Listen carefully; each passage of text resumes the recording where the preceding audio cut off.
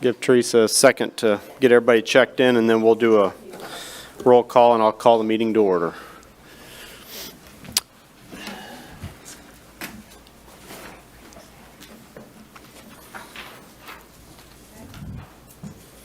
All right, at this time, the meeting for September 27th for redistricting will come to order, and we'll do a roll call. Teresa, if you would do that. Okay. Robin Fisher. Here. Robert Jordan. Here.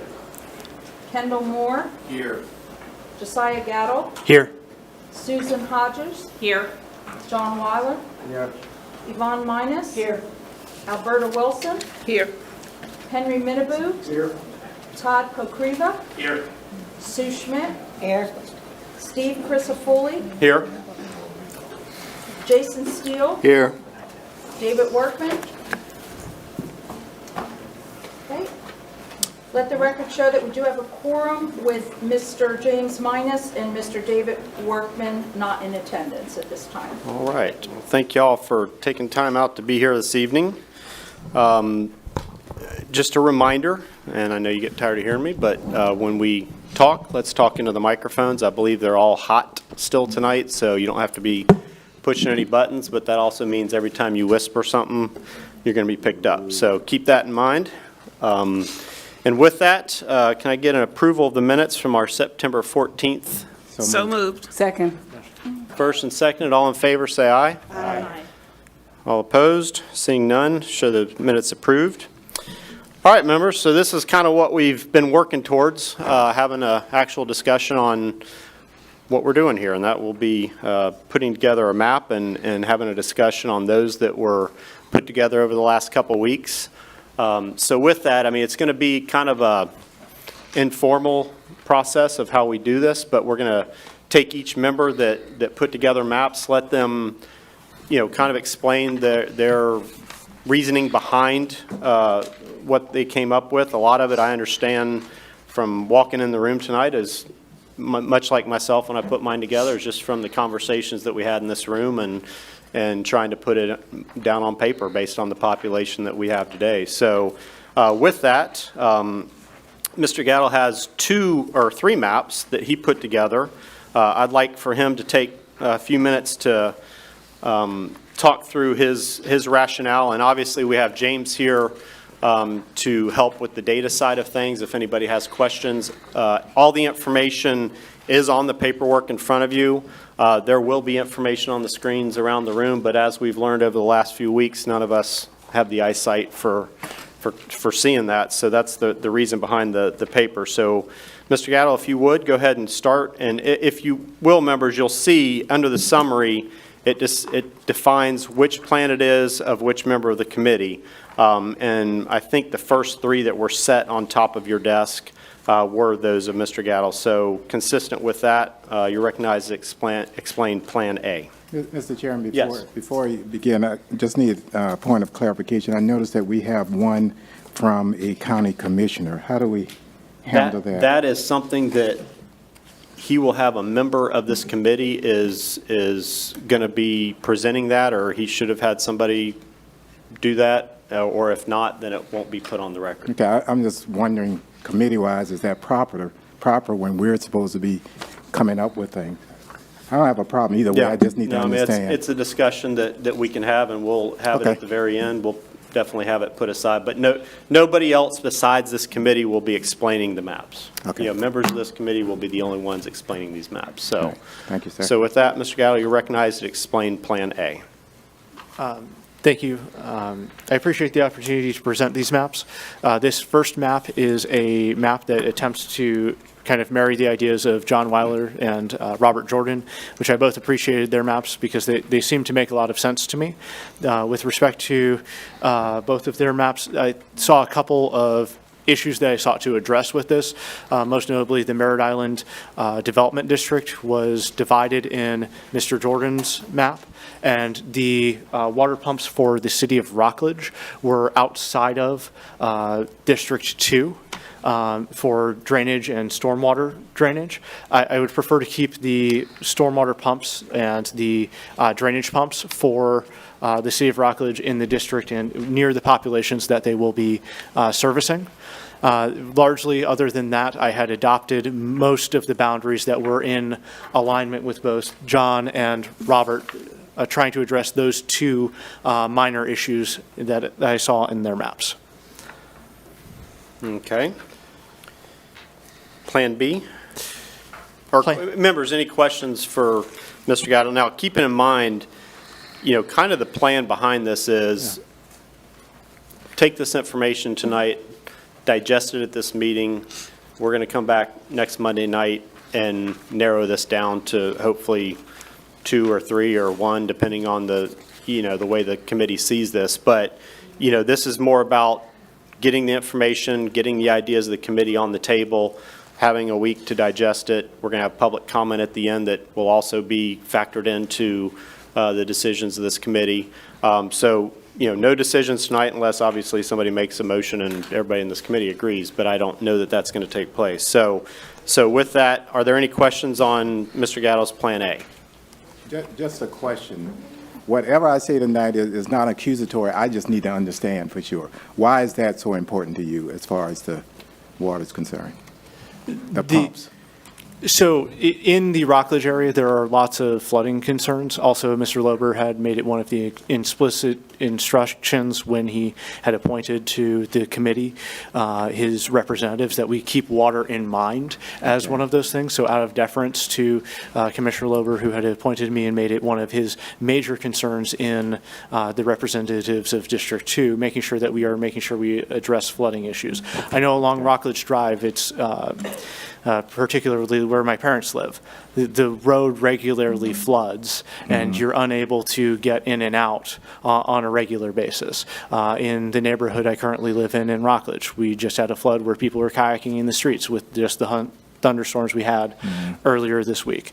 So water continues to be a huge issue for District 2. If you look at the maps of District 2, it has by far the most percentage of islands that is contained within the district. And so for District 2 in particular, I think it is important that we keep in mind drainage issues and water issues, because we do have a significant amount of population that is in close proximity to water, and the flooding issues are more prevalent there with that. Okay, thank you. Yes, Commissioner Yes, Smith? I'd like to ask, are you referring to something that is physically in the city limits of Rockledge or outside of the city limits? Physically within the city. I'm not talking about the east side, but the west side. Yes, physically within the city limits of Rockledge. Well, that is the responsibility of the city of Rockledge. But should there be a stormwater issue, my goal would be to keep it comprehensively water flow wise, that the population in the particular district that Mr. Weiler had highlighted is part of the city of Rockledge, and all of their water and drainage flow goes to the east. And so this minor amount of population would be in the western portion. If the committee chose to maintain that particular portion, I don't think it would be a huge deal, but if we're making minor changes to things, I think it would be something for the committee to keep in mind as that particular neighborhood. Well, the county has a stormwater fee for everyone in the unincorporated area.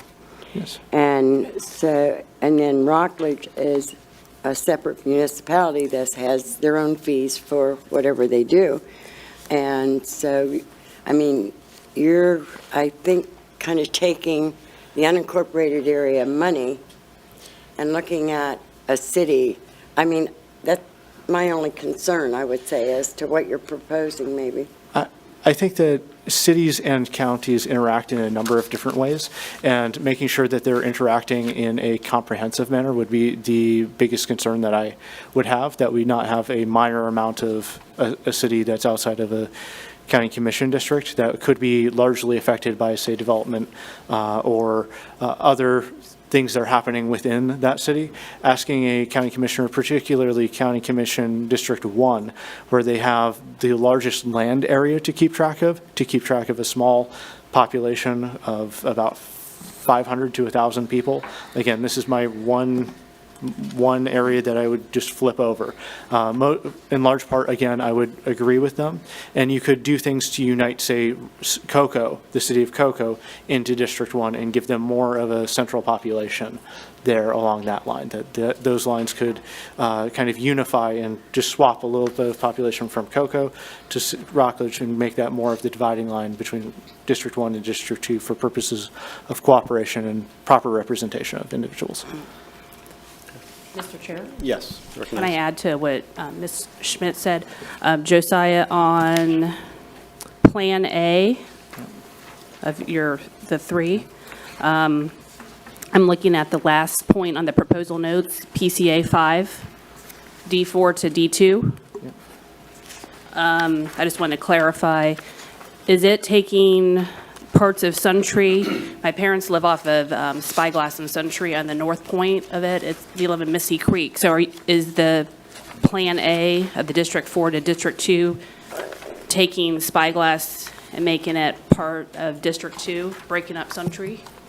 Yes, concerns have been addressed to me about the breaking up of Suntree Vieira area since this map was drafted. It was drafted as of last Monday when I first came in.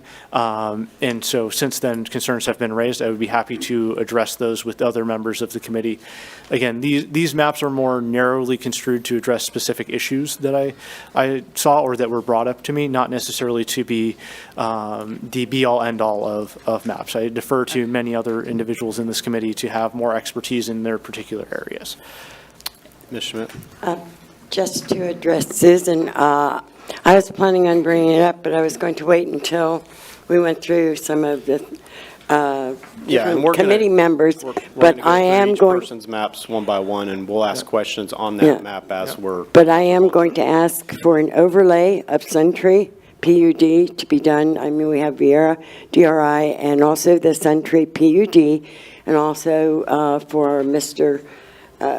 Foley to be part, to work with James and that group to be able to do that, so we have that available to us, because you're talking about one total PUD. Mr. Chair. I just also wanted to go on the record that that would be a concern that I share. I believe in terms of perspective on this from the angle of compactness and not breaking up communities, Vieira, Suntree, and Baytree should all be kept together. Okay. Mr. Chair, Yes. I didn't mean to interrupt Mr. Pokriva. I had IT print the map of Suntree, the PUD, and I was I'm a current precinct person for one of the political organizations, and to the best of my knowledge, I'm not sure, Ms. Schmidt, I think Springs of Suntree is not part of the PUD, so those are things that we would consider, but like Mr. Pokriva said, you want to try to keep Baytree and the different areas together. You're If I may recognized. respond to that. The Springs of Suntree are not part of the PUD, and in fact, I had that discussion with James the other day, and he couldn't find the Springs, but I know where it is. And also Cape Front Trace, I believe, I don't think that's part of the DRI either, which is right next to the Springs. And you have a natural buffer going up Pinehurst to Vieira Boulevard, and then you don't go east of that because that's all commercial. You don't care about that. Sure. But as far as residential, so. Okay. Well, listen, this is about having that discussion and understanding what the wishes of this committee are, and that's certainly on the record. And, you know, we're ultimately going to end up marrying some of these maps together. I don't see any way that any of them come out as they are, but it's about putting these ideas out and understanding those as we move forward. So you're recognized to answer any questions or move on to your Plan B. I would just respond to the representatives from District 4 that I was unaware of the Suntree being part of that greater infrastructure, and I want to make sure that we respect as much as possible those. I did struggle drawing south to accommodate for population in a way that made sense in another way, but I'm open to any suggestions that you or any of the other representatives may have at this point in time. Mr. Chairman, may I move on to Yes, you're Plan B? recognized. Yep. Okay.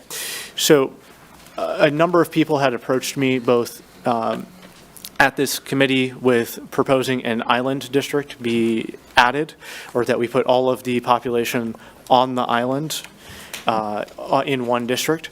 I don't necessarily support this district for two reasons. Number one, concentration of property values for millage rate would create unevenness in the MSDUs, like I've discussed previously, and also a concentration of flooding concerns in one particular district. But I did think it was important for the record to put that it was possible and lay it on the table for the members to be able to see what one might look like if one were to be drawn in that manner. This would, as a benefit, be able to keep most of Viera Suntree together. But other than that, I don't think it accomplishes some of the other goals of this committee to put forward this map, but I thought it was important for the record to make it and consider it if people were interested. Any questions? Obviously, you know, as Mr. Gattel said, he was just doing that for the record more so than anything else. I don't know that that's been something that this committee has, you know, talked much about from the standpoint of their wishes, but certainly it's been thrown out there, so I think it was important for him to put it on the record. Seeing no questions, we can move to Plan C. With Plan C, there was something that occurred to me as I was looking at particularly District 1 and as it relates to District 2 and additional ways in which District 1 could expand and get population. District 1 at this point in time does not have any population beachside. And so this particular map adopts a strategy of grabbing Cape Canaveral, which is about 10,000 individuals, and bringing that population beachside into District 1, where it currently does not have any other population beachside. Yes, it has large portions of federal land that are represented there, but it does not have any significant population beachside. Having talked to several city officials in Titusville, and having been brought up recently at county commission meetings, there is a lower property value up there, which causes their millage rate to be higher in cities. If we're wanting to create a more even distribution of tax revenue, grabbing some amount of beachside property might be something to consider, but again, this is more as food for thought as we go through the other committees, bringing up a point that I think has not been addressed yet in front of this committee. Okay. Members, any questions on that? I understand where you're going with that from a population standpoint. Certainly, it does kind of pull us away from our geographic, Yes. lines and our communities of interest, which are two things that we've certainly, brought up as issues moving forward, but an idea nonetheless. Yes. So, any questions, any comments? Mr. Chairman? Yes, you recognize Ms. Hodgers? Before the past, Ms. Schmidt had mentioned, I'm not sure if it's a unspoken rule that each commissioner gets a piece of the beach. And I know on B, Mr. Gattel's Plan B, it takes everything down to, does it go down to basically Sebastian or Melbourne Beach? All of the islands collectively, and I haven't looked at this exact number in a moment, I believe it's on the last page there, I believe it's right around 123,000 individuals on the islands, making it theoretically possible and within bounds for us to create an island district. A number of individuals have come to me both in this setting as part of the committee or outside of the committee with ideas saying that we should create an island district. This was more to show that it is possible, but not necessarily to recommend. Okay. That it is something that we can lay on the table. I know it's an unspoken rule, but people having brought it up, I thought it was important to draw a map that reflected the wishes that people had had, and then lay it on the table for the committee to consider, not necessarily supporting 100%, just something that I thought was important to bring up before the committee as an option. Okay, I have a question. I need a clarification. So Yes. that is an unspoken rule? Well, Ms. Schmidt, you're the, There's nothing that puts that into the play here at all. That's Yeah. just an idea and a concept So we don't have to abide by that Yeah, it's whatsoever. not, I don't believe it's part of the charter, correct? it's not. So it's not something we have to live by. It's just been Okay. something, I think they've tried to honor that over time, but it's not something that's, I mean, listen, there's no bylaws to this committee, period. So we're kind of, working as we feel our way I through just needed a this. clarification on that. Yeah, yes, ma'am, Because absolutely. somebody approached me with that, and I went, what? Yeah. No, it was Seriously? mentioned last meeting, but there's certainly nothing in the charter. Mr. Okay. Fisher? Yeah, I would say that in District 1, we consider Play Linda as part of our beach. And that is our Closer, yeah. beach. And so we think we do have some beach front. And although it might not have housing there, it does have job and creation. So You've I got think a we- lot of job creation on the other parts of your beach for sure. So in fact, today was yeah, it does. So yeah, for sure. I think we do have part of the beach, I guess, is what I'm saying. Mr. Menaboo, always here for the comedy. All right, so any further comments, Mr. Gatto? Not at this time. Thank you very I much. mean, obviously, we'll come back and revisit some of these thoughts after we go through the maps themselves. But, let's go through them and, write our questions down for ourselves to ask later as we kind of wrap this thing up towards the end. But, Mr. Weiler, I'm going to have you present your two maps, but I do understand that there was maybe some confusion in an email that you had sent through staff with regard to the maps that went out on that email versus what's before us tonight. So I want to make sure we have the record straight. If you would, talk into the mic just so they can pick that up. I think what you have on the table, I think that James corrected that. Because Okay. he had two versions. This is the version that's on your table, Okay. okay? I don't understand how they got confused, but it is what it is. Okay. Consistent with what I presented the first time, last meeting, we moved a little bit of District 1. I gave District 1, this is on the District 2 to District 1.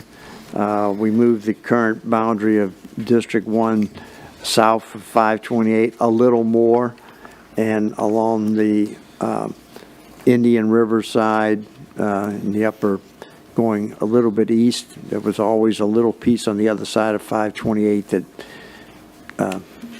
should have always been District 1 from a geographic standpoint, in my opinion, so keep it there. And then moving down Indian River Drive and on both sides, Michigan, all the way to Dixon. And that would give District 1 some of the population they needed moving south in that regard.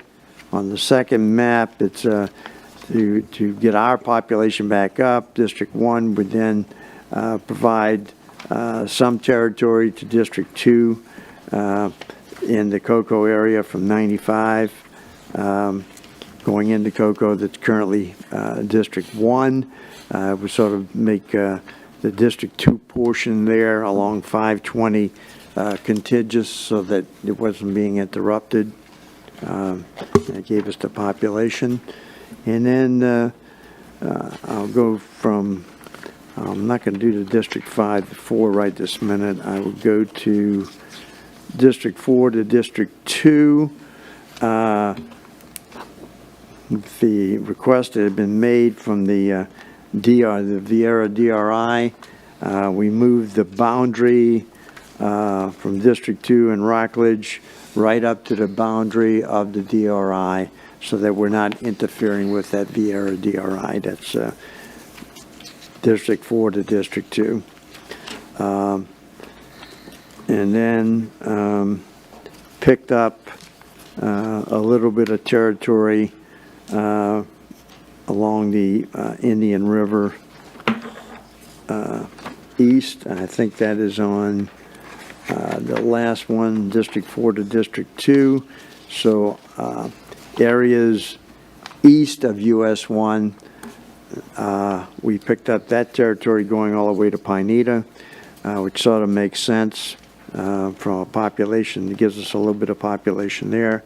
Stops right there, does not interfere with the DRI, nor does it interfere with the area in the regular Bay Tree in other areas over in Suntree. It wouldn't come out, thank you. I was trying to, so Bay Tree, Suntree would stay still within District 4 like it is today. Wouldn't change that at all. And then to gain the population that we needed to come within reason, we moved over to the beach side at Pineda, which is 404 on that. That's the last one in your map. And we take essentially Patrick Shores. Patrick Air Force Base, of course, doesn't have essentially much on it, but it would move us down along the beach side, along Patrick Shores, stopping at Satellite Beach, not interrupting the city of Satellite Beach. So this would be the unincorporated areas, the way I understand it, still there south of Pineda. And that brings us to back to the summary sheet somewhere right within the population categories. What did I do with that? Second page. Yeah, that's right here. So it gives us a District 2, we're at 121,433, which is 0.09 deviation. District 1, it gives them a 1.51 deviation. And then you have minor for District 3, 4, and 5.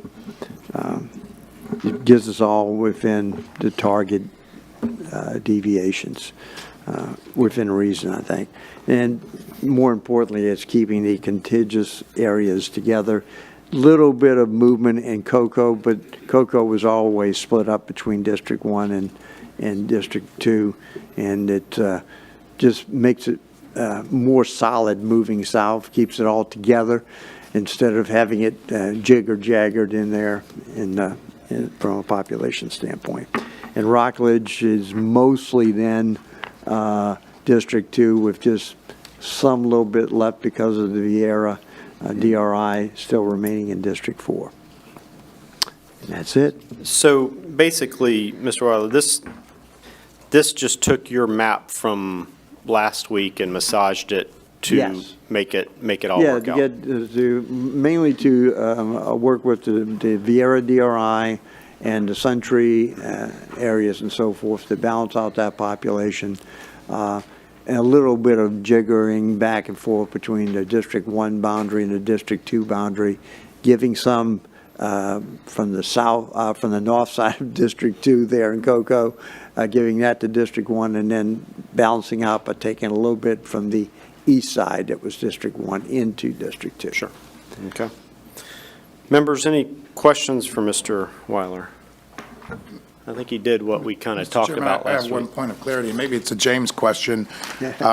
When we get to the summary sheets, and I think the same thing would apply to Mr. Gaddle's proposal, there's not a data-driven isolation of each PCA.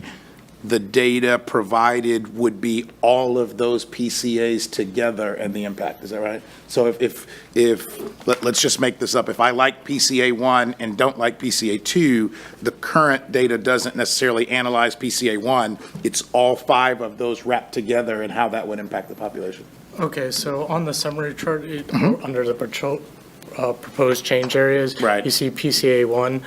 That gives the total population of the change areas and the description on which districts it went from to 2. But I can't isolate the demographic change. No, I mean. Okay, yeah, we could, but I said We not. could. Okay, thank you. That was a question, Mr. Chairman. Thank you. Yeah, that was mainly based on just total population, just to keep it short and sweet, I Got it. guess. No, that's fine. Thank you. Yeah. Any other questions? Yes, So I understand, James. So in this PCA 1, Block 137, total population 7496. Yep. And then D2 to D1. So are you saying that 7,500 people roughly came from D1 is going to D2 or D2 going to D1? D2 to go to. D2 to D1. D1. Going D2 to D1, and then the number of census blocks is your second column there, just to give you an idea of how many particular areas we were grabbing in each change. Okay. Thank you. Any further questions or clarifications on Mr. Weiler's map? All right, we're going to move ahead. Todd, why don't you present your, did you do 2 or 1? So, Mr. Chairman, we can ignore my Plan A because I took Mr. Weiler's last version that he presented at our last meeting and made the changes that we discussed, so it mirrors his.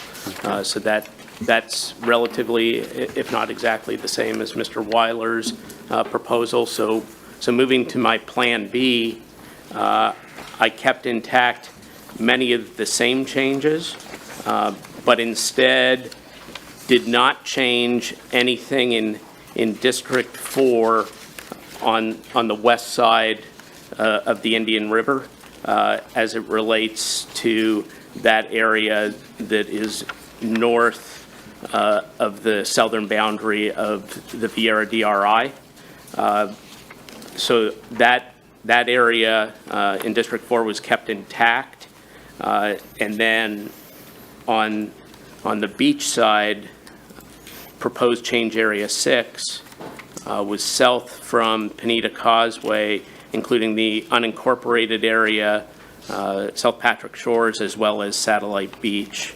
And that proposal was moving the 17,724 in population there from D4 to D2. So that's how that differs from Plan A. It's keeping more intact west of the Indian River Lagoon in District 4 and reducing the amount of area within District 4 on the beach side. And part of the rationale behind that is Viera is going to continue to grow over the next 20 years as it approaches build-out, and I think it's going to become more compact, and in order to keep those communities of interest together, some of those outlying areas would need to be reduced. So when you go to the table as well, you'll see that in this instance, for District 4, the deviation was 3.22, negative 3.22, recognizing that there is going to be some considerable growth over the next several years in District 4 within the boundaries of the Viera DRI. Very good. Members, any questions, comments? Certainly consistent with a lot of the conversations we've had in this room, so something to consider. All right. So Vice Chair Minus, do I understand correctly that the plan that you put together or that Commissioner Tobias put together is something that's an idea that you've been working on with him that you would like to explain? Yes, sir. Thank you, Mr. You're Chair. recognized. Thank you. Good evening, everyone. Okay, based on our Code of Ordinances and our redistricting in the Section 2.2, and I believe that everyone may have gotten a copy of the drafts, the proposals.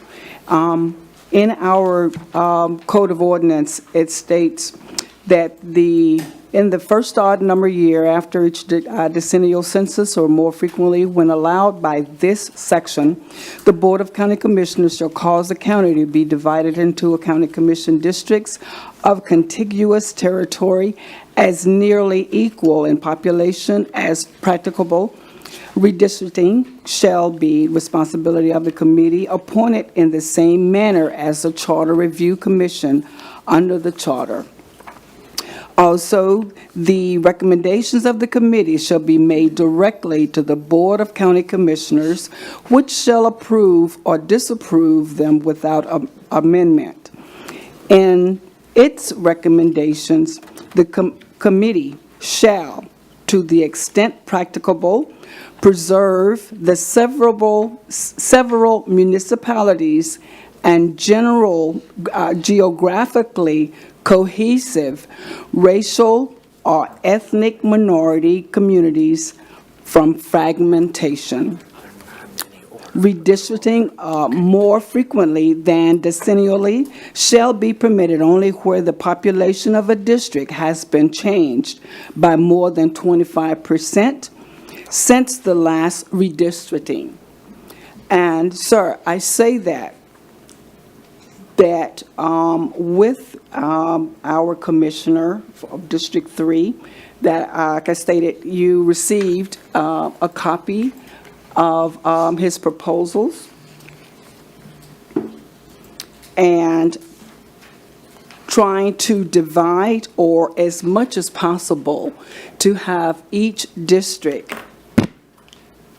balanced as much as possible, to recognize the minorities in each district.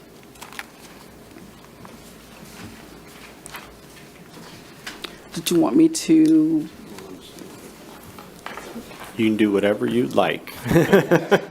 Okay. The floor is yours to continue to explain the rationale and where how you landed here. Okay. Yep. The rationale is that in the past, there has, in my opinion, has not been adequate representation from the minority or the black population, and to divide and as much as possible have this equitable, then that is why we're recommending the changes to several of the districts, Okay. if possible. Okay. Members, any questions, comments? Mr. Chairman. Yes, you're recognized. I'm trying to understand, so Mr. Tobias is what you're representing here? Yes, sir. And so you're saying this map will make it equitable, if you will, for minorities? As much as possible. As much Yes, as. sir. I will tell you, Mr. Chairman, and I'm a little confused by these maps, to be honest with you. Trying to figure out, how this thing is actually going. It was really hard. I was trying to read mine, trying to figure out what I did. And I knew what I did was, I tried to make sure that we had roads that separated. That's it. I wasn't trying to do anything else. Now, and I think rightly so, we're looking at, okay, let's make sure we don't divide and conquer, if you will. And I'm not sure breaking it up the way I see it on Mr. Tobias is going to be as equitable as we want it to be. I don't know, to be honest with you. I just want it to be fair. I want us to make sure that we're doing this right. And in my opinion, the easiest thing to start off with was just to divide it by some boundary that is pretty simple to do. It's simple. Just divide it by that, and then any other, like on TAR's thing, what you brought up last time, I thought that was really important. I didn't realize that at the time, so we should modify it a little bit. But I think I'm just talking about mine right now, just to tell you. Well, no, you're talking about the conversations that have taken place in this room, since this committee started meeting, and that's been pretty consistent.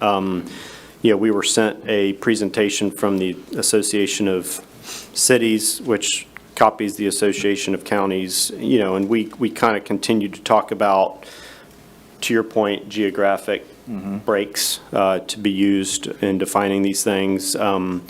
We talked about communities of interest. We talked about compactness. So you're consistent with what we've talked about. But, again, this is an opportunity to lay ideas on the table. And, should the committee find that this is, in fact, an equitable way to move forward, or the right way to, define the districts in Brevard County, it's the prerogative of this committee to do that. So certainly it's a different process than that as what's used at the state from the standpoint of how redistricting is done. Certainly there's legal sides to all of it, and we've got to be able to defend that as a county. And so that's, that's an important part of the conversation as well. But certainly, that's the prerogative of this committee to, put ideas on the table and see how we're going to best move forward, and is it using compactness, communities of interest, geographic areas, those types of things, as our base, or are we using other ideas as well? So that's a conversation certainly that we're going to continue to have until we have a final map, sitting before us. So, but, then now's the time to ask the questions and put the comments on the record, and we'll move forward. Mr. Gattel, you're recognized. I have a logistical question for Abby about the census kind of minority data. My understanding from redistricting things that I've looked at in the past is that you have to have a single minority that comprises the majority of this majority district. And with the changes to the census data to allow people to choose multiple races, is there any way that this committee could get the data that we need to determine whether this is viable as recognizing, say, African American or Hispanic or whatever minority we're trying to highlight, to be able to be legally within a safe boundary on this? Abby, you're recognized if you, if you would like. So I just want to make sure I understand the question. So you're looking as to the answers individuals are giving for the census reporting exactly? So on the census reporting, as I was looking into this earlier with respect to Mr. Tobias' mention at previous county commission meetings, the question that I had was, we saw a change in the census questions so that you now can select multiple minority ethnicities or multiple ethnicities, which resulted in a dramatic change in the answers that were received here. Do we have to have, say, one ethnicity that we then have to isolate in the data that we are promoting to majority status? Or is it something that with this new census question, we would be able to put a conglomeration of different minorities into a district to see if this is legally possible? Does that make sense? I think so. So I understand that we can look at all the census data. I think right now in front of you in your summaries, it's just limited to certain races, but we can provide all that data. As far as a majority-minority district, what I have seen traditionally in case law chooses one race either. I've seen Native American, I've seen Hispanic, I have also seen Black.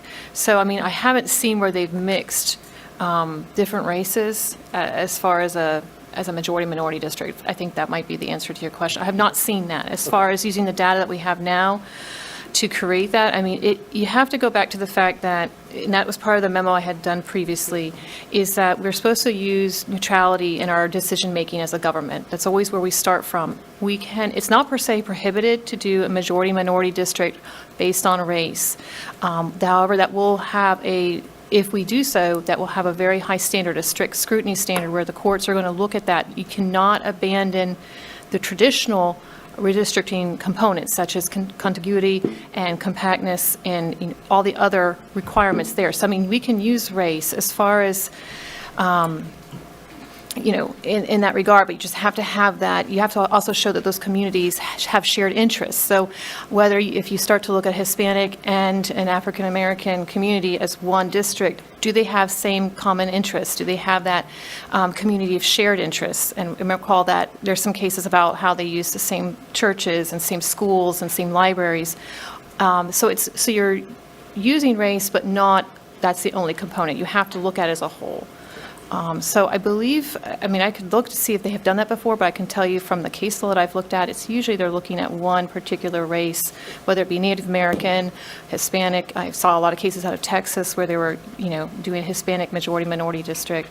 But as far as doing kind of couple different races in one district, I have not seen that, but doesn't mean it's not out there. I could continue to look, but really consider the fact that once we start using race as a redistricting tool, so to speak, you have that higher, stricter scrutiny, as well as we have to show that shared common interest. So that might be the determiner in that regard, if that's helpful. Mr. Chairman.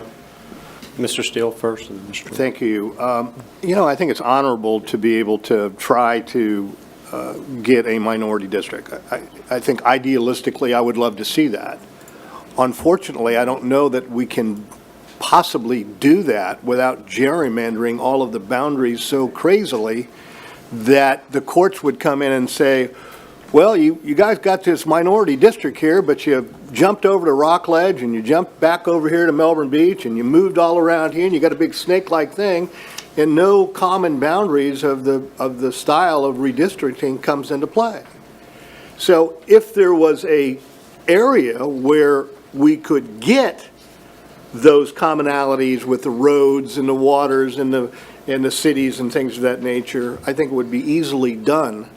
I just don't see how we can get it done without having some sort of court challenge to it.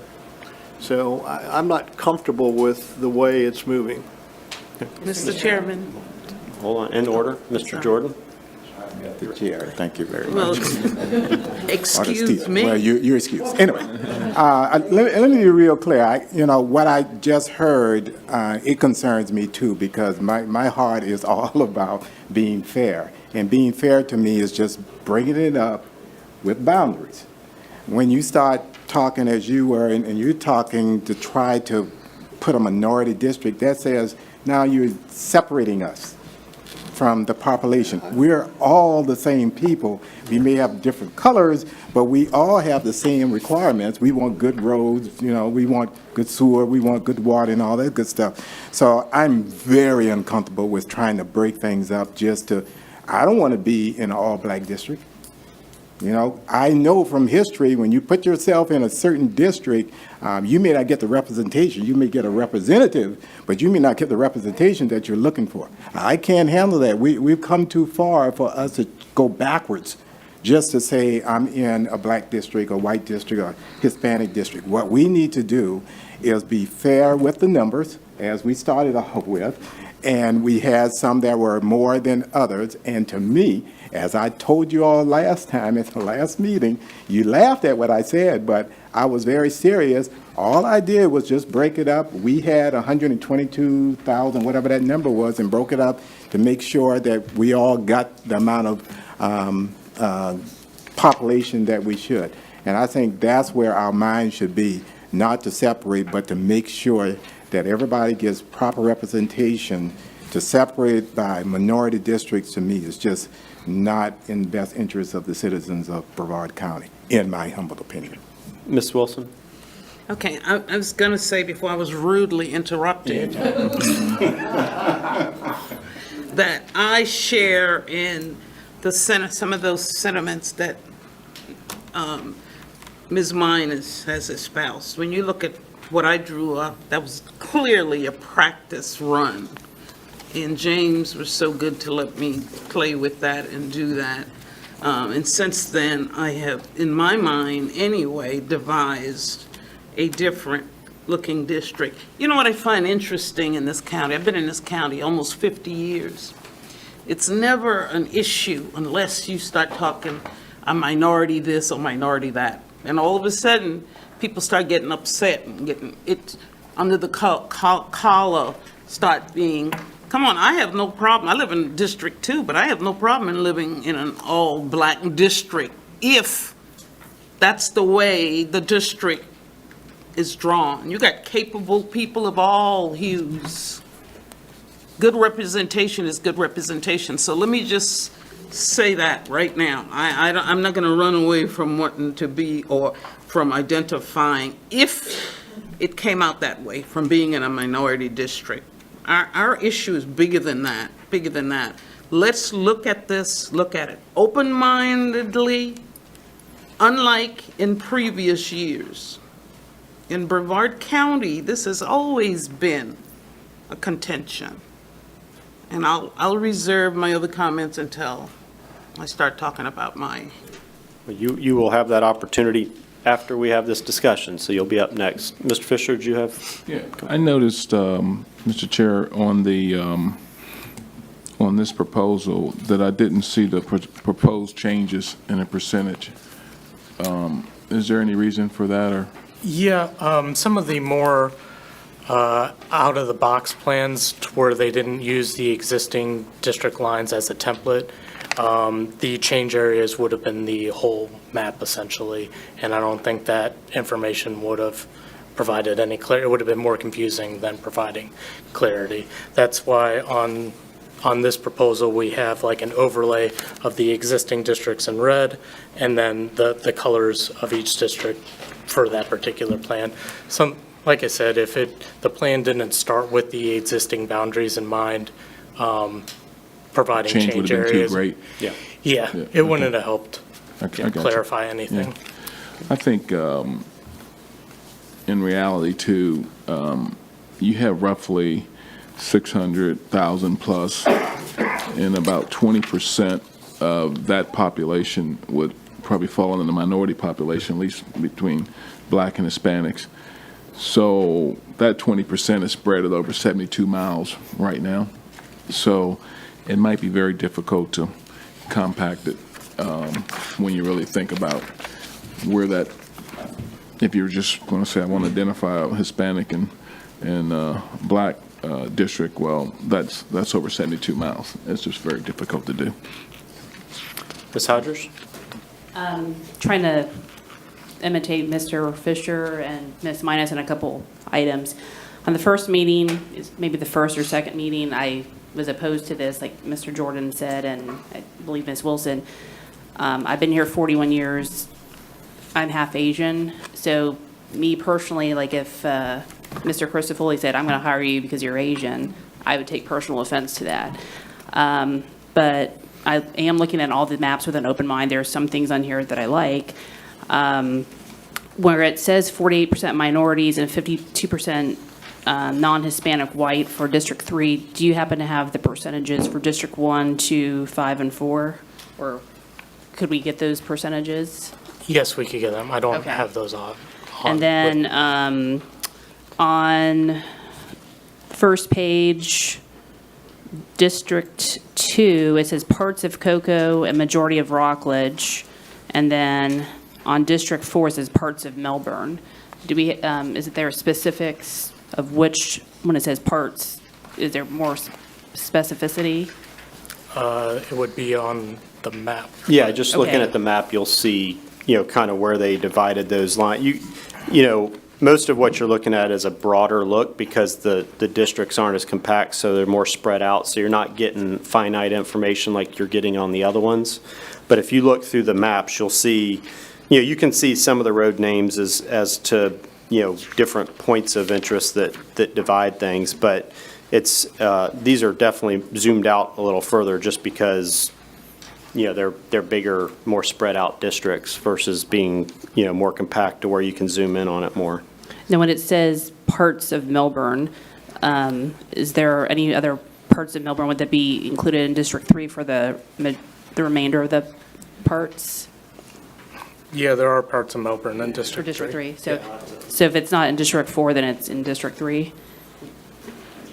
Yeah. Okay. Basically, yeah. All right, thank you. Okay. Ms. Minus, did you have some more comments? Yes, sir. I'd just like to comment again, as much as possible, definitely, I too want to be very fair. I am very fair. And I believe that we all are trying to be very fair and to have everything balanced out. In the past, to my knowledge, and I've been here over 40-some years, that different communities have not been represented fairly, in my opinion. And so this is the first time that I've been on the board. I've witnessed a lot. And just asking to be simply recognized. Okay, it may not work. Maybe in the future it will. But it states in our code of ordinance that is the case. I'm not, if it's not in all minority, that's good. But long as it is well represented is what I'm looking for. That's my story, and I'm sticking to it, Mr. Jordan. Fair enough. Ms. Rogers? To add to Ms. Minus, and like what she was saying, we all want to be fair and representative, and you had said a few times that we might have to marry a couple of these maps together, and there are parts of this that I could go with, so I think we all work together and we come up with something that everybody can live with. Mr. Moore? Mr. Chairman, a couple of things. I mean, certainly haven't had the chance to review this proposal in detail, but let me give you my vantage point from a very specific thing. If you think about what Commissioner Tobias said when he talked about this on the dais, some of those concepts I certainly agree with, was mentioned here today. The historic representation from a minority perspective in this county is pretty well documented from that standpoint in terms of, amounts thereof. Number two, Commissioner Fisher referenced, once a commissioner, always a commissioner, sir, but Commissioner Fisher referenced about how the minority population is distributed. It is not equally distributed across the 72 miles, so small moves when we are attempting contiguity, compactness, and others could have fairly significant swings in the demographics of any district. I pointed it out when we were talking before about including beach. If you carve a piece off the mainland and add beach, the demographic swing in that is substantial and significant. And so from a lens perspective, I don't care if it's one total plan or any PCA, personally, I will be very, very interested in the ultimate demographic impact of any potential or particular line that is moved in a particular direction, because considering it's not distributed equally. If you, along certain streets in this county, if you were to carve out both sides of the street, you could take substantial percentage points of minority voters and move them. Clearly, Abby's the expert in this particular legal issue, not me.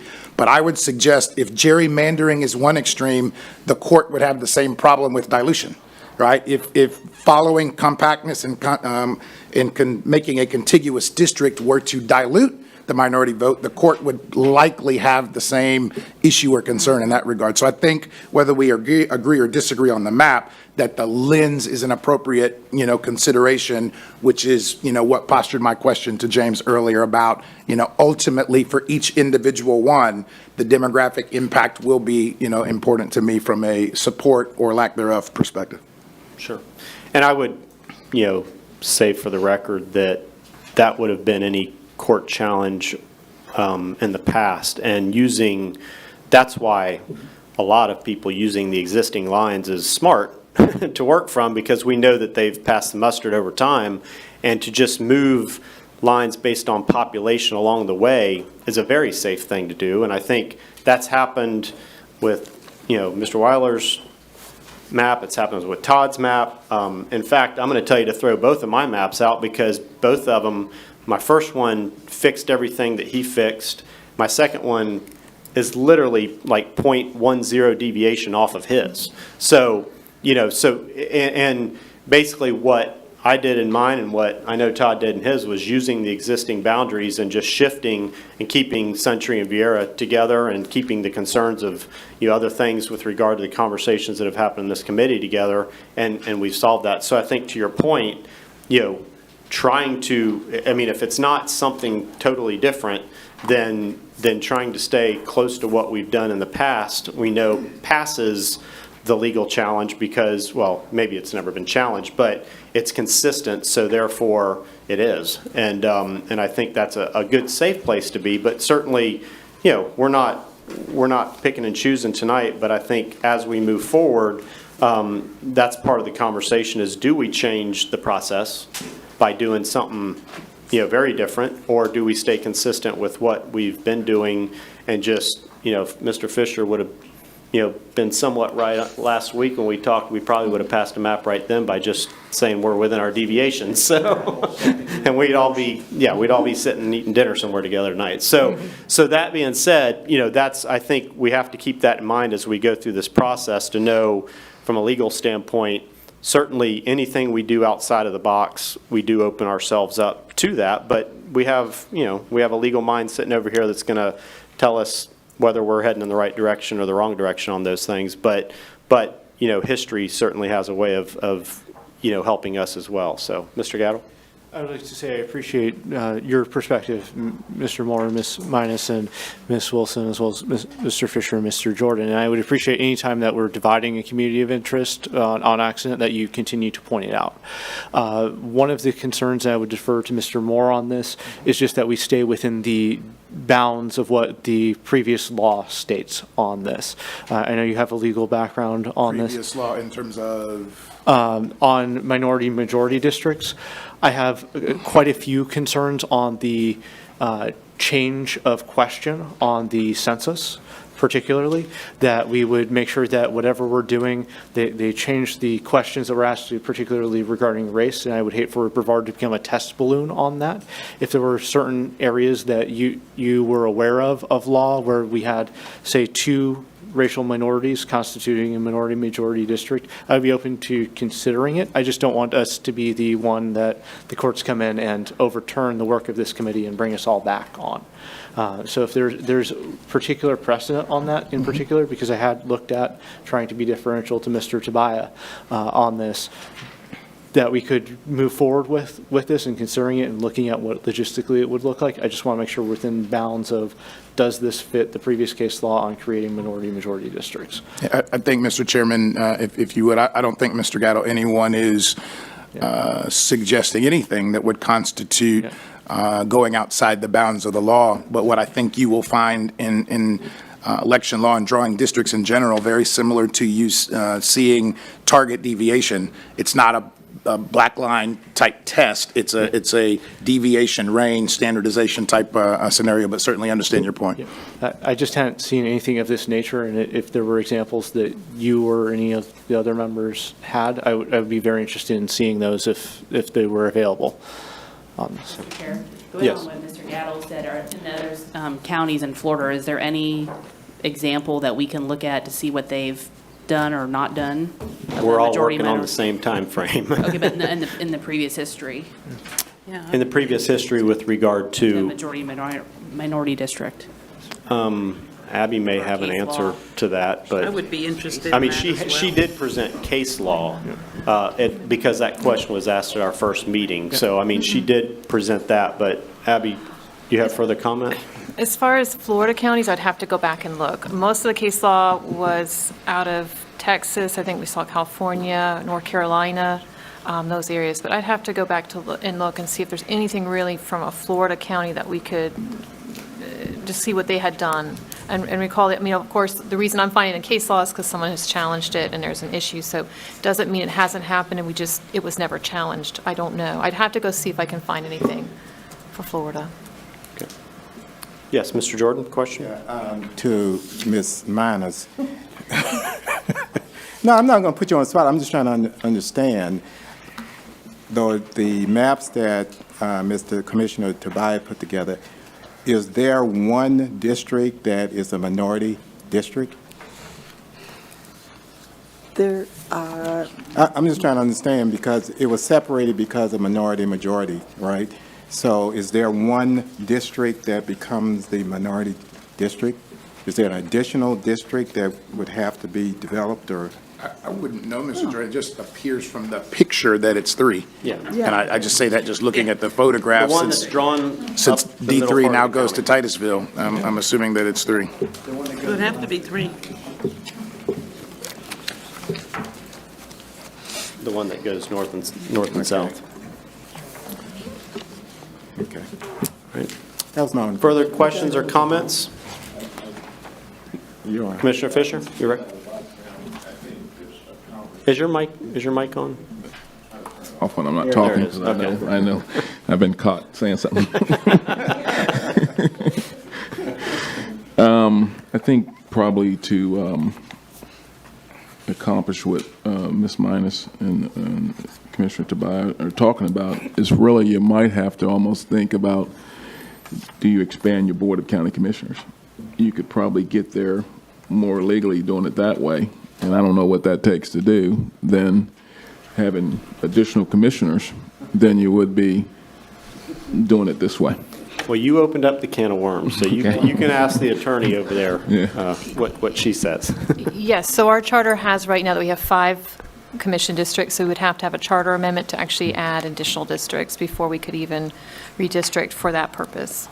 So I mean, at this point, I'm sorry, Abby, say that again? we would, currently, our charter provides for 5 commission districts, so we would actually have to amend our charter, have a charter amendment first to get, if you wanted to do 6 or 7 districts, I'm assuming 7, and then redistrict for that purpose. So right now, we only can do for 5. But good thought, and I do believe that right now, there's a charter review committee going on, right? No. Since I sit on the charter review, There's your, instead of a couple other people. I'm sorry to here. hear that for all y'all. I mean, you know, Okay, okay. Well, that's, I mean, listen, I think that, it's a you good know, point. It's a good I point. know there's been conversation about that, but it would have to go to the voters, number one. And number two, you're looking at a lot of more expense, which the average person, when they see how much it's going to cost for 2 more commissioners, I don't think they're going to go for that, number one. Plus, I don't know if you've ever thought about it, but let's say they were elected countywide, and 2 people from one district ran and they both won. You then would have 3 commissioners representing 1 commissioner, and all they need is 1 more vote. Well, here's the mean- good news. This is redistricting committee, we don't have to define it, so. So y'all can talk about that at a charter meeting. I just thought I would Yep, throw yep. that out there. Mr. Yaddle, you had another comment? Previously, I believe that it had been brought up about the 7 districts. I was just going to call back to Abby that it was that the 2 additional districts by state statute would have to be at large, as Ms. Schmidt is pointing out. And so I don't know that 7 districts 100% resolves it as state statute stands at this moment, so.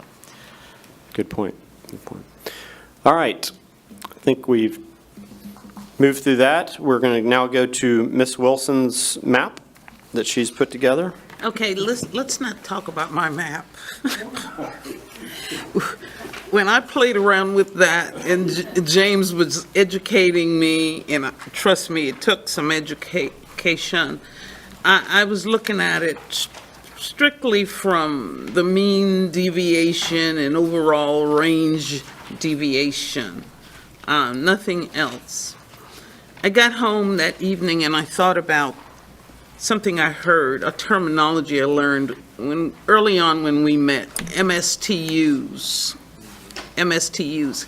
I was under the impression initially, and that's why I stayed away from this majority, minority concept, was that unless you had you come from a district that contributes a certain amount of money, revenues, that you were completely left out. Well, when I read MSTUs, in terms of distribution, it doesn't mention that. So, I guess what I'm saying, you guys perhaps more knowledgeable than me, if MSTUs are distributed without respect to whether a district is a wealthy district, a medium income type district, or a poor district. If MSTUs are distributed based on needs, then I'm of the opinion, yes, we seriously need to look at least start the discussion on having a majority minority district. Now, and let me just say this. Just because you've never been challenged doesn't mean that it's correct. You've just never been challenged in terms of, this is not a criticism, this is an observation. And yes, it's smart let's stay with what we know, because at least we know we won't get a fight. Well, that doesn't mean what we know has always been done correctly, guys and girls. That's all I had to say, but please don't take my current map, seriously. I was practicing. Well, it's pretty consistent with a lot of the other ones, so I was going to tell you good job, but never mind. Well, it is part of the record, so, it is something that everybody will certainly, have the opportunity to look at. Okay, huh? But, it is, in all honesty, it is kind of, it has a lot of characteristics of some of the other ones. So, that's something to keep in mind as we're moving forward. And Mr. Menaboo, you have some pretty pictures. A little bit of history here, don't What have you done? I? I kept it rather simple, created the 528 dividing line, and I thought it'd make it real easy for the other districts. If once we clarified that what we're going to call District 1, it allowed District 2, 3, and 4, and 5 to adjust accordingly. We've had District 1 in Todd's district. We call Bear Todd's district now, but so we're basically trying to get it out of there. So we felt very strong about it. A lot of people had expressed some thoughts in that. So trying to make it real simple.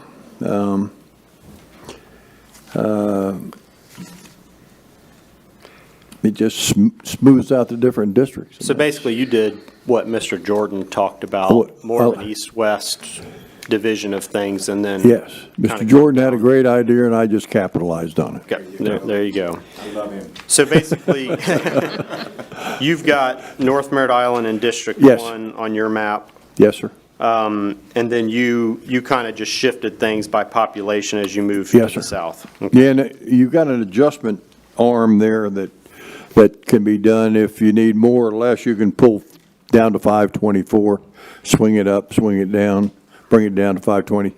You got that area out there, which works very well, so. Okay. Okay. 528 north, east of US 1 would be. Mr. Fisher, turn your mic on, please. 528 runs perpendicular to US 1. Right. 528 Fisher goes back to the beeline, the Bennett Causeway, the beach line. That's 528. And that would be District 1 now? That Yes, sir. would be his south line of District 1. And we would only run that to the Banana River, because on Merritt Island, we wouldn't go all the way to Cape Canaveral. Of course, we'd want to keep Playa Linda in there, too.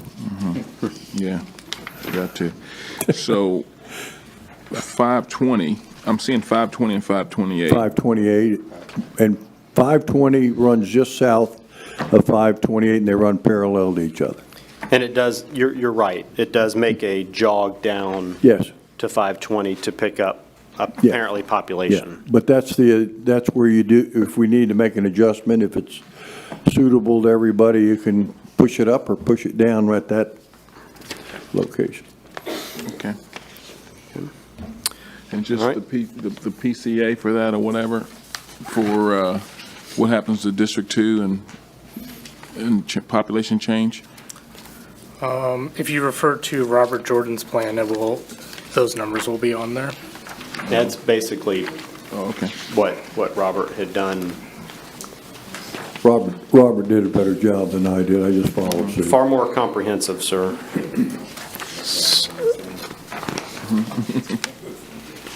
Any questions for Mr. Menaboo? Mr. Gale? One of the minor changes between your plan and Mr. Jordan's plan was along 520 on the north side. There was a orange area that remained District 1. And west. A little bit of west modification, I think. So the particular area that's right there, was there a particular reason that remains District 1 or a item of interest that we should be aware of? I'm not sure which one that was. Along PCA 2 in... I'm going to bet that was oversight. Was that an oversight? Our instruction was to just grab everything south of 520, so that's what we did. Yeah. Okay. Cool. Again, Mr. Jordan's was far more comprehensive on that. Thank you.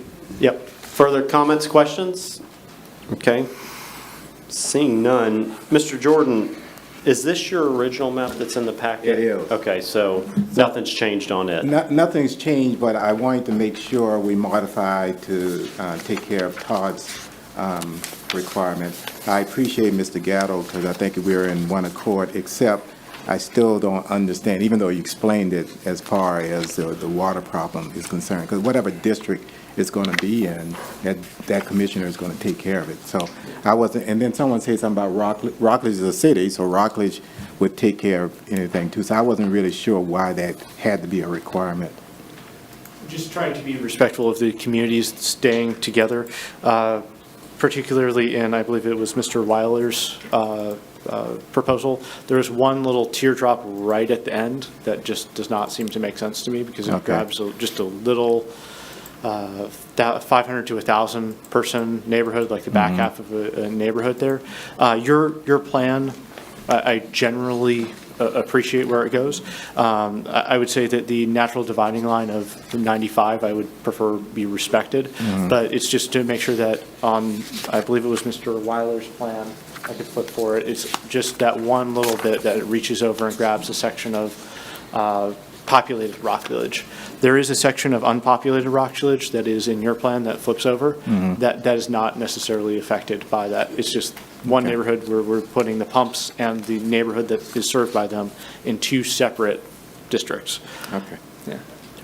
Mr. Chair? Yep. So when you're saying to disregard your maps, just don't consider when we choose a map for next week or the next meeting, because I had put aside yours, and Ms. Wilson, was she joking, or do we not consider her map? Well, it's, I mean, it is part of the record, you know, so it's here to be discussed if so choose, but it's very similar to some of the other ones, so I would tell you, probably go to one of the other ones, and if you want to massage one of those maps, you know, we can go to that direction. And, you know, as far as mine goes, Plan A for me was marrying Mr. Jordan's map and Mr. Weiler's map from the last meeting and just cleaning it up and you know, smoothing it out. And literally Plan B is the same as Todd's. So, I mean, it's very, very, very close. And that one, you know, Plan B for me was basically using Mr. Fisher's recommendation of, you know, the existing districts, but moving things to where they work mathematically and keeping Suntree and Vieira as a whole. And I think that, you know, clearly we've heard that as a consistent message in this room, so that's why I wanted to make sure, you know, that I did that in my map. So, I mean, clearly they're part of the record, but I don't know that they need to be thought about with Mr. Weiler's and Todd's in play. So, yes, Mr. Jordan. Just, I started off this conversation asking about Commissioner Tobias, but now since learned that Ms. Miners, I guess you went in with him to come up with this thing, so this really should be Ms. Minus's? Yes, this is Mrs. Minus's map Right. to. Okay. Yeah, I'm not plagiarizing, that is, yeah, put my name on it. Okay. So yes, moving forward, that is certainly her map. Okay. Mr. Chair? Yes, Ms. Point Wilson. of clarification. On your Plan A, you mentioned marrying Mr. Jordan's map, and who was the other person's? Well, it was Mr. Weiler's. Mr. map. Weiler. Yeah. And that was the map from the last meeting. Yes. Okay, I'm gonna take a look at that. Mr. Gatto? Avoiding some shine issues, PCA 3 in the Weiler plan. There's a section running along Fisk in line with Range Road in PCA 3. That's what I was specifically referring to with Mr. Weiler and Mr. Jordan's plan of it as an area of concern. Okay. Yeah. Very good. Members, so now we're at a point of where do we go from here? Yeah, we've obviously got a lot of information to digest. Bringing these maps home and studying them over the next week is the plan that I had kind of thought that we could work from, knowing that it's hard to digest everything in one meeting. But I would encourage you to go home and look through this stuff and try to get an understanding of, you know, where you as an individual see these districts needing to be. Again, keeping in mind, and I think Mr. Gatto just said, we're under sunshine, so do not communicate with other members of this committee on these maps and on the business before us. But the plan is to come back next week and try to, work this down to a couple of concepts, maybe 3 if we have to, but we're going to have to, get serious about it. The hope is that we can, kind of get there and then start massaging a plan. The plan at this point is to do that and come back the following week and try to have, a final map that we can kind of work off of from the 3 that we pick next week. And that would be the goal. And then we bring it to the supervisor's office for them to look through. There will certainly be things that need to be fixed based off of the information they give back when they get down into the weeds on precincts. And then, we may have to come back as a committee and tweak those things. But that's the goal of the committee as we sit here tonight, certainly subject to change. Mr. Steele. Thank you, Mr. Chairman. Could we have some more definition with the lines in the beach communities? Because I couldn't figure that out at all. I didn't know where District 3 lied. I didn't know whether it was splitting into the Atlantic or not splitting into the Atlantic or Satellite Beach. There's really no definition on any of these on those lines on where they fall into play. James, can you, I guess the best thing to do, Mr. Steele, would be to reach out to James on that. I think there's some definition, or there's different colors for different lines for city lines, correct, James? So Yeah, the city's municipality boundaries are on there. They are shaded, and I'll admit they are hard to see on the maps.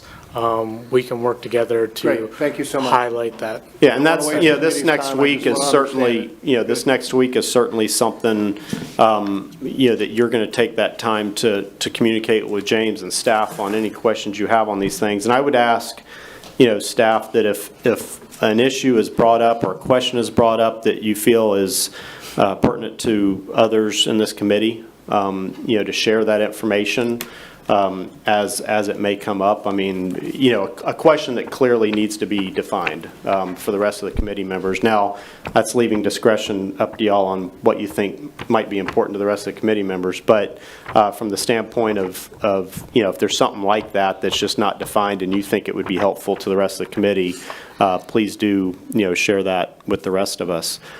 We do have public comments still to go through. Yes, Ms. Schmidt? Yes. I had said earlier that I was going to ask the committee to get permission for the overlay of Suntree to be put in by James, because he needs the committee's permission to do that. And is that a motion? And yes, it is, and to work with Mr. Foley, who is the manager. Okay, we have a motion and a second. All in favor? Aye. All right, James, if you can do that and then send that out this week, this week to the committee, just to show that overlay so that everybody understands where those boundaries are. Okay. And do you need clarification on what that motion was? No, I already was able to get the shapefile for Suntree, so Okay, all right. I can make those changes going forward. Okay. And I guess the one thing that I will say, if there's any additional information like percentages, demographics in those change areas, feel free to email me, or I will try to include those going forward with more reports that I present at the map. Okay, very good. Any other business for the committee before we go to public comment? Yes, Mr. Moore. As a kind of a procedural matter going forward, you talked about us looking at the maps at the next meeting. When we use the word map, that is presuming that if there was a map that we were in favor of, and I'll just pick on any one of them, that means we'd have to agree to PCA 1 through 5. Just looking at them, I may agree with number 1 and not number 3, and I'm a little hesitant to suggest that I'd be interested in voting on a map as opposed to those individual changes alone, because they ultimately have a ripple effect on each other. And so at least either from your guidance, Mr. Chairman, or the committee would like to look at isolating those individual changes as opposed to approving a global map that may have 3 or 4 changes, an impact in, D1 versus 2 versus as compared to 3 versus 5 may be dramatically different. And so looking at them on an individual basis, I think may be more productive as we, And get a that little was, closer. my comment on marrying maps at a later point is exactly that. We're going to have to sit down here, and a motion will be made to accept a map with PCA 1 off of this one, PCA 2, and go through it. And that would be how we would carry forward. We would then have James put that together and come back in the next committee meeting and see what that looks like. And even then, we're going to have to massage it, because there's going to be questions that need to still be answered, because they're not going to marry up exactly. So yes, to your point, yes, I think that's how we're going to have to move forward, is to do exactly that, and as a committee, agree on the portions we're going to carry forward. Thank you, Yes. Mr. Chairman. Yes, Mr. Fisher. Yeah, Mr. Chairman, I don't know if we can get some comparison to the last time we did this, but I'm looking at some of these population swings. For example, I think on one of your maps, D4 to D2 is 17,000 people. That seems like a huge swing to me, and I've seen 8,000 in District 1. I'd like to see how that compared to last time we did that. And I mean, in my mind, I'm saying that's 8,000 people that maybe voted 4 years ago or 2 years ago. That's all of a sudden they've got new representation, or 17,000 people that got, district commissioner. I'd like to see how that compared to last time, and whether that's really something we want to look at. But that's a bigger swing than the population, if you know, in percentage and all that. I think Jim is bringing some maybe, Jim, you already have data that. up right now. I was hoping I had it for y'all. That's just what ended up last time. That was the deviation, but it does not tell you. We can get you that data on how many people were. I think we can get you that. I'm not sure we can get you the exact data on how many were repopulated. Yeah. Does that seem like a large number to people, or is that me? I mean, from the committee standpoint, I don't know. That's based off of the growth of this county. Yeah. So, we've had that much growth. I'd say it's certainly significant. Yeah. It certainly caught my attention. That's a huge number. Yeah. But they got to go someplace. Yeah, they got to go someplace. Unless y'all are going to change this to add more commissioners, so that's I'll leave that to y'all. Leave it alone. More Abby? commissioners. Yes, I just, based off of a couple of discussions we had, it would encourage members to work individually with James, just always observing the sunshine. If staff does send out any information to the committee as a whole, please do not reply all or have a discussion about any of those items. It's information for you, so you can come back next Monday and have that ready, but always be cognizant of the sunshine. Yes. All right. Thank you for that reminder. Any further business before we go to public comment? Mr. Gatto? Can we have all the maps digitally distributed to all of the members? Yes, that is absolutely, we'll have everything digitally, yes. That was going to be something I asked to do.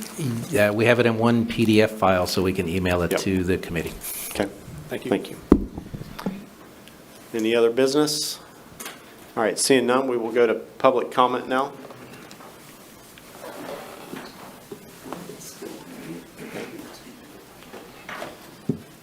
All right, first up, and we're not going to do a clock because we're going to all work together here, right?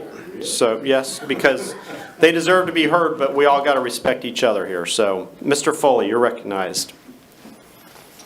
Yes, come on up here. Is that mic on? Okay. The mic's on from here, yeah, just raise the mic. Thank you, Mr. Chairman, committee members. I very much appreciate your service towards this. My name is Todd Foley. I'm the general manager for Century Master Homeowner Association. I'll leave up here some of our community maps. I think the overlay is probably going to solve most of that, but that's probably the best place. As many of you know, Century's 4,500 home community in Central Brevard. There's a number of businesses that make up that along the Wickham corridor. I come to you today opposed to any redistricting plan that may divide Century. As many of you know, 40 years ago, Century began as a PUD. That concept is almost null and void at this point because we are fully developed. That doesn't mean that the legacy of the PUD goes away in the way that we govern Sundry as far as the three-party agreement between the country club, the county, and Sundry Master in regards to utilities and maintenance.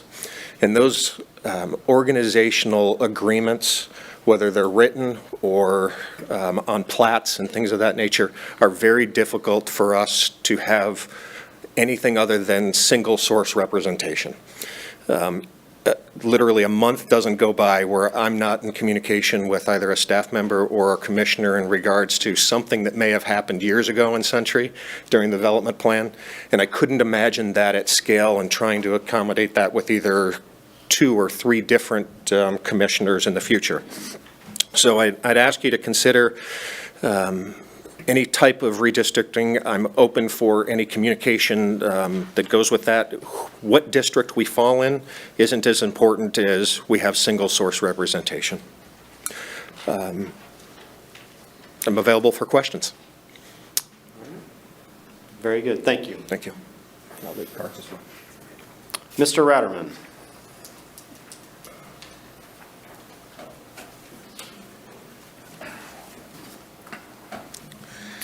I want to thank everybody for coming here because everybody like to be home eating dinner for sure. So I appreciate that coming here. We can't know where we're going unless we know where we've been. And I think I can tell you a little bit about Merritt Island. I've lived on Merritt Island for 64 years. I taught there, taught at school, taught the high school there. I taught over in Cocoa with Mr. Blake, taught at Cocoa Beach High. But I love my island. And Merritt Island is the only community that has stickers that people have on their car and it says, "I love my island." And you can see them everywhere. Merritt Island is the only community that has a magazine, Merritt Island Now magazine. And that's just for Merritt Island. And then North Merritt Island has a newsletter that's been around, and a homeowners association that's been around 30 years. And we also publish a monthly newsletter.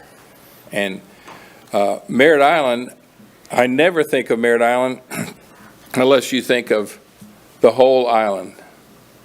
And there's no division at the Barge Canal or Beeline or Expressway or any of that. Merritt Island is the whole island. When I go shopping, I don't go think about going shopping up in Titusville. When I go to the county commissioner office, I'm not going to drive 12 miles up to a county commissioner office when our county commissioner is just across the Barge Canal. So any plan to divide the island is not massaging. You know, any plan that would do that is extreme trauma, and I would say almost a death blow. You can't divide a community like that, and there would be severe repercussions in the community itself. So I would like you to, or suggest that you really think about that. You know, we have a community that's very active, and we support change, but not that kind of change. Thank you. Thank you. Mr. Bernardo.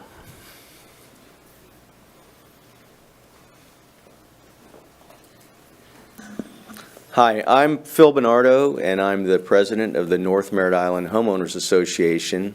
We represent all of North Merritt Island, basically about 9,000 residents. And we had a special board meeting yesterday, and all of us agreed that we disagree with any recommendation that removes us from District 2 into District 1. For several reasons. And I'm going to try not to repeat everything that Jack said, but I do agree with that. First of all, moving us to District 1 would change our identity. All of us that live on North Merritt Island pretty much exclusively, we go to Central Merritt Island to shop, kids go to school, to go to church, to go to the doctor. For basically, that's our identity. I think a lot of residents would be angry about this change because it does break up a community. And there's also been a push, certain people would like to see us eventually get incorporated. And we do think of ourselves as one community. Another thing that would be an issue is distance to county resources. The Merritt Island Service Complex is like 5 minutes away for all of us. That's where we go to see our county commissioner, to talk to the MIRA director, to go to dependent special district board meetings. All of that, if we move that to Titusville, that's over a half hour away. And then they're going to be building a new 405 bridge. It's going to be probably longer than that. I would add, if the county commissioner needs to see something on North Merritt Island, so like about a 5-minute drive. Sometimes he comes to our meetings, our community meetings. Also, we've been working with MIRA, trying to get MIRA dollars on North Merritt Island. I think we're getting closer to that. Splitting this into 2 CRAs, I don't know what that would do. We have concerns about that. Infrastructure funding. I think that if we did move to District 1, the budget would probably move with it, but I don't know if we would still be a priority. You establish budgets, and I used to manage facility projects at the Space Center for many years. You get into it, and the costs turn out to be more than what you budgeted for. Are we still going to be a priority? That's a change. And just one other little thing I'd like to say is that North Merritt Island and North Merritt Island, we have issues that are unique and different from Titusville and the rest of District 1. We have environmental concerns. We have flooding concerns. We're just almost completely surrounded by the Indian River Lagoon. Cruise ship parking. We have a lot of undeveloped property. There's planned subdivisions. The governor announced today this new Terran orbital is going to bring like 2,100 jobs to the area. And I have a feeling a lot of the people will wind up wanting to live on North Merritt Island. So again, we disagree with any recommendation that would move us out of District 2 to District 1. Thank you. Chris Cook. Good evening. Good evening. I'll make this quick. I just want to build on what they said. I agree with everything they said. North Merritt Island is a real cohesive community, and to break it up, it would really be breaking up a geographic continuity, which is against your guidelines there. But I just had a couple questions. One, is the public ever going to get to view these maps, or when will they get to view them? I'm just curious. Can I ask a question? They are a public record. They're a public record. Yeah, we'll get them posted on the website. Posted on the, okay, that'd be great, thanks. And also, when these are presented to the county commission, I'm sorry if I'm coming in late, but does the county commission, they just approve it, or can they modify your final recommendation? They will approve or disapprove of it. They won't play around with it at all? It's either up or down? That's correct. It would be sent back to this commission. Yes, this committee would be responsible for any changes. Okay, that's good. And but I have full faith in our county commission to approve this map. Okay, all right. And also just on, just an aside, just be careful when you're redrawing these lines that you don't redraw them so that the county commissioners are moved out of their districts. I don't know how that would be handled, but. Thank you for your comments. All right, thank you. Sandra Sullivan.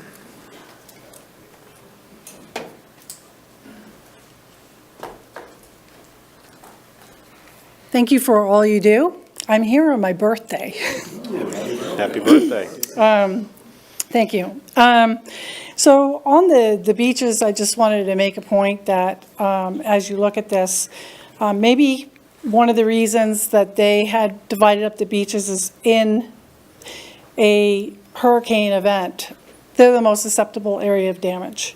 So I'll just put that out there. I also just wanted to mention about optics, and with an upcoming election and where D2 and D4 will be new commissioners, what we don't want to see is influence from commissioners, and to keep them out of that. I have concerns being at these, commissioners being at these meetings, considering that they have appointees on the board.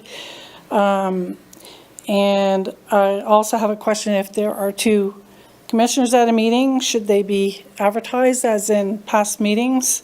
And I was, about optics of the board, it's not supposed to be the commissioners devising maps, it's supposed to be the appointees.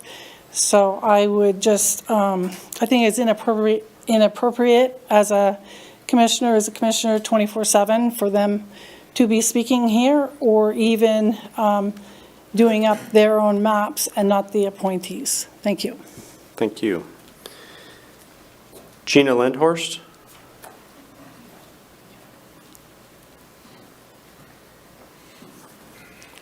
Good evening.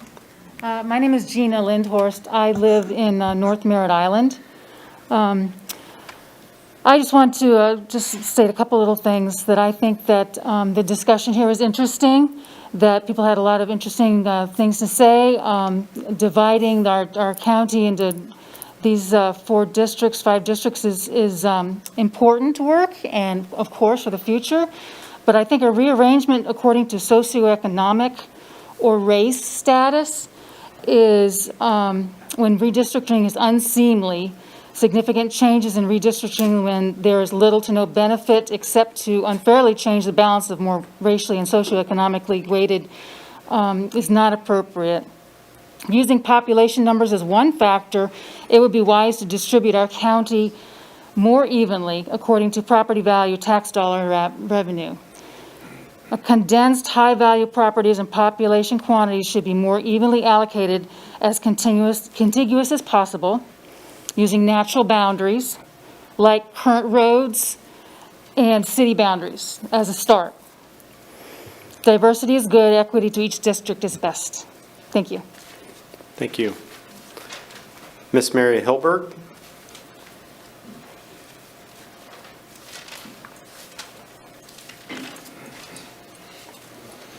Good evening. First, I'd like to thank everyone here who has been volunteered in good faith to be on this committee and improve our community, and I think it's wonderful. And you're the heart of the good government, I think. As a native, I have been in this district for 74 years, so I've still beaten everybody so far. And agree with the discreet objections of the gentlemen and gentlewomen when it comes to the issues that we were discussing earlier about districting. Having read all the minutes and viewed all the videos of this committee thus far, I have opinion on 2 items. Number 1, as in the previous meeting, Mr. Fisher already noted that using the 5% target, with good reasons for that, there's really no reason to juggle. I know it sounds terrible because you've been working so hard and all that, and I'm sure you will continue it, but there really, if you look at the numbers, there really isn't that much of a reason to juggle. The next time there would be, but not necessarily this time. And it's very disruptive. And this would save an awful lot of staff, as well as time, as well as taxpayer money, and this very economically tenuous time, I think. The second issue that I have was a suggestion to create a majority district, which was shocking to say the least, in particular because it was not automatically or immediately declined by everyone. To congregate our citizens by economic, socioeconomic status, race, religion, or ethnicity in terms of a district, a county district, is shocking to say the least, in my opinion. Further, as we're bound by charter to 5 districts, the implication is that one of them would be this minority-majority district, which is inappropriate. While the Supreme Court has allowed political party gerrymandering to the detriment of many, in my opinion, our commission is nonpartisan and should remain so. No other characteristics are appropriate to use to determine districts as a tool. One of the best parts of Brevard County is the mixture of its cultures and of its people and ideas. And to target or restrict, contain any group is repugnant to both our citizens and our democratic, small d, ideals.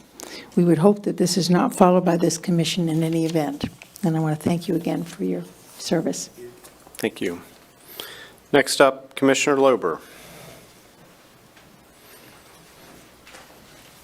Thank you, Mr. Chair. I've got quite a few things I wanted to touch base on. I'll try not to be too repetitive. I think there have been some good points raised by a number of folks that have come up here before me. Some facts, I just wanted to give you some numbers based on rough calculations that I've either seen or done myself. As far as Josiah's proposal to potentially add additional commission spots, the direct cost would be somewhere in the ballpark of $400,000 per spot added, plus an indirect cost in the ballpark of $250,000 to $300,000. So direct cost would include things like compensation, benefits, office expenses, including rent, utilities. Rent may not apply to everyone if they're in a government building, but of course you have the opportunity cost. Travel, either the commissioner traveling to Viera as I do for staff briefings, or alternatively, as other commissioners have done, having senior staff travel to their office to do briefings, which certainly adds up. Copier and other equipment leases. So there are some expenses. I'm not saying that you either should or shouldn't have a particular opinion about it. I just wanted to give you a ballpark in terms of what I see to be the rough cost of that. So you're looking ballpark 700, 750, maybe even 800,000 per edition, all in. So whether it's worth it to someone or not, subjective question, but that's roughly what we're looking at. Mr. Gattel also mentioned earlier today, and thankfully at previous meetings as well, concern over the stormwater MSTU.